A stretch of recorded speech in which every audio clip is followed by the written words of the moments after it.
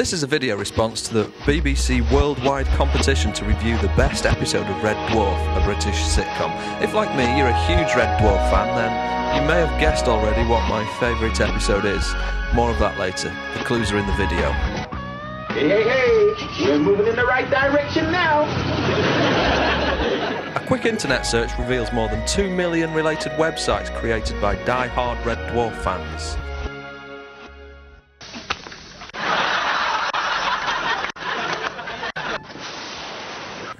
If I had to rate the sci-fi comedy series in the same way we rate videos here on YouTube, then without a shadow of a doubt I'd have to give it maximum points.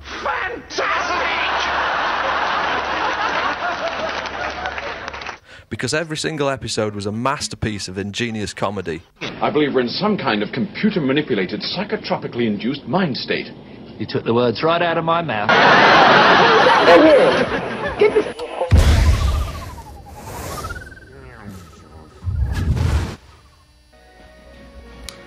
In the UK, it's hard to find anybody that hasn't heard of the characters Lister, Rimmer, Crichton, the ship's cat, and even the onboard computer with a face, Holly. Hi. Christine Kachansky, referred to by Lister for several years, made her long-awaited appearance in Series 8. I felt sorry for you. Red Dwarf was ahead of its time. The following clip from Series 7, aired almost a decade before YouTube was even conceived of, outlines the plausibility of making a video diary, something we see every day in 2007. Bizarrely, he named it Video Log Number 1 and intended to send it out in a probe. A somewhat similar notion to uploading a video to YouTube, maybe. Here we go. Ship's log, 1. I decided to keep a journal of life on board ship and send it off in a probe. Since turning 28, I feel a new maturity about myself. In fact, I can't even remember the last time I tried to urinate on Rimmer from the top of D-deck. Now, wait a minute, Friday. Now, for me, that last scene was an unwitting but yet correct prediction of the future, because what we do now as video bloggers was conceived of almost a decade ago by the scriptwriters. So here's another clue about my favourite episode.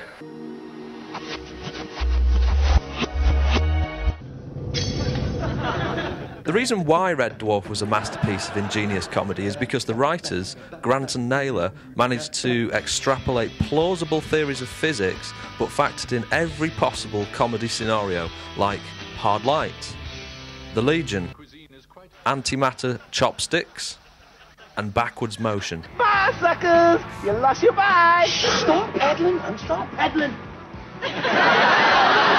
I think a handful of die-hard Red Dwarf fans would have guessed already what my favourite episode is, but if you've been a passive Red Dwarf viewer over the years, it might not be so obvious. So if you would say that my favourite was the brilliant episode entitled Legion, with the antimatter chopsticks and the hard light drive, then you would have bought into the red herring. I've got just 3 criticisms of Red Dwarf. Red Dwarf was the most viewed television programme ever created for BBC Two. So, my criticism is that it should have been broadcast on BBC One, and that the BBC were wrong to quit making the programme when it was in its prime, and that the film should have been made. So what is my all-time favourite episode of Red Dwarf? Well, in making this video, I fell off my bike and nearly broke the small of my back. I think I broke my arse. But it was alright in the end though, because it went backwards.